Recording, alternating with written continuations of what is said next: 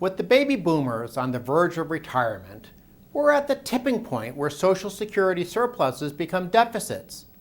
Many of us are vaguely aware that the program's finances are unsustainable, but the details are shocking. Annual shortfalls will reach more than $400 billion before 2030 and more than $1 trillion before 2050. Cumulative deficits between 2014 and 2083 will total about $27 trillion, or about 3 times more than the current national debt. This gigantic fiscal shortfall is not the only dark cloud. Equally troubling, Social Security is deteriorating into a really bad investment for workers. People are paying record amounts of tax into the program during their working years, but the benefits they are promised, which they may not even get, are very meager by comparison. In this Center for Freedom and Prosperity video, we're going to look at how Social Security can be saved with personal retirement accounts. I'm Dan Mitchell of the Cato Institute. First, some background. When Social Security began, workers must have felt like they won the lottery. The payroll tax was only 2% on just the first $3,000 of income. Yet even though they paid very little tax, these workers got full benefits when they retired. Today's workers are not nearly so lucky. First, the tax burden has grown dramatically. Instead of paying a tax rate of 2%, the Social Security payroll taxes climbed to 12.4%. And instead of paying the tax on just $3,000 of income, the tax now applies all the way up to $107,000. As a result, the maximum annual tax has risen from $60 to about $13,000. Benefits, however, have not grown nearly as fast. Workers used to get back all the taxes they paid, plus interest, after spending just a few years in retirement. Retirees today, by contrast, will have to live a long time to get their money back. And those just entering the workforce will have to live past 100 to get a market rate of return from Social Security. These bleak forecasts, by the way, magically assume the government will pay promised benefits even though the program is actuarially bankrupt. Good luck with that. So what should we do? Politicians will be tempted to address the program's giant deficit by raising taxes and/or cutting benefits. This is hardly an attractive option for workers. The so-called tax solution, for instance, would boost the payroll tax rate to 18%, making Social Security an even worse deal for today's workers. Instead of having to live until, say, 105 to get a decent return on the money, they might have to live to 120. This is the catch-22 of Social Security. Raising taxes and cutting benefits would help the program's finances, but only by making workers pay more to get less, sort of like selling someone a hamburger but charging them for a steak. By contrast, cutting taxes and raising benefits would make Social Security a better deal for workers, but it would drive the program into the red that much quicker.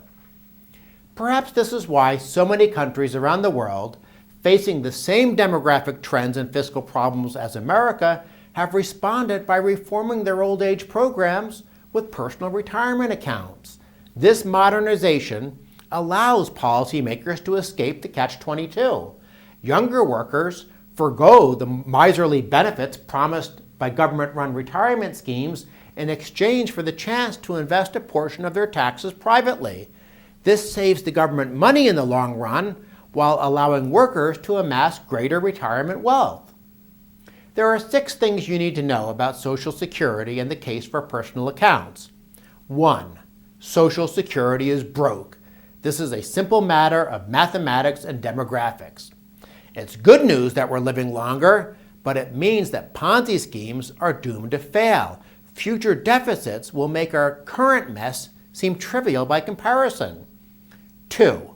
Social Security taxes already are too high. The payroll tax is a job killer, yet some politicians want to further add to the burden. But if they keep us trapped in the current system, that's going to happen. 3. Social Security is a bad deal for workers. Everyone is losing out as Social Security goes deeper in the red. Minorities are especially disadvantaged by the current system because they have lower lifespans. 4. Personal accounts are the way to provide a safer and more secure retirement. Mandatory saving is much more dependable than having to rely on the empty promises of politicians. 5.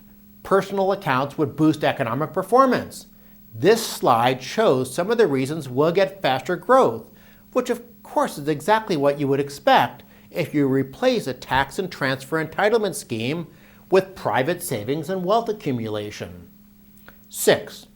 Privatization is sweeping the globe. The slide on the screen shows nations with personal accounts. Chile and Australia deserve special attention because they have full privatization and their systems have been in place for 20 to 30 years. Not surprisingly, they're getting great results. If all this sounds too good to be true, there is a catch. Social Security is a pay-as-you-go system, which means that taxes from today's workers are used to pay benefits to today's retirees. So if we allow younger workers to shift their payroll taxes to personal accounts, what do we use to pay benefits? Since nobody wants to pull the rug out from under older workers or current retirees, we will need to come up with money, a lot of money, to fulfill those promises. We're talking about trillions of dollars. But this isn't an argument against personal accounts. The transition costs of personal accounts are actually lower than the transition costs of trying to bail out Social Security. In other words, we're in a deep hole right now, but it's easier to get out of the hole if we implement real reform rather than waiting for the system to collapse. In conclusion, I want to stress that this is not just about numbers. Personal retirement accounts mean individual responsibility. They mean the opportunity to pass wealth from one generation to the next. Individual accounts mean more economic vitality. They mean saving our children and grandchildren from a future of debt. And they mean we can be free of depending on the crooks and buffoons in Washington for our retirement. If you think that's a good idea, share this video widely.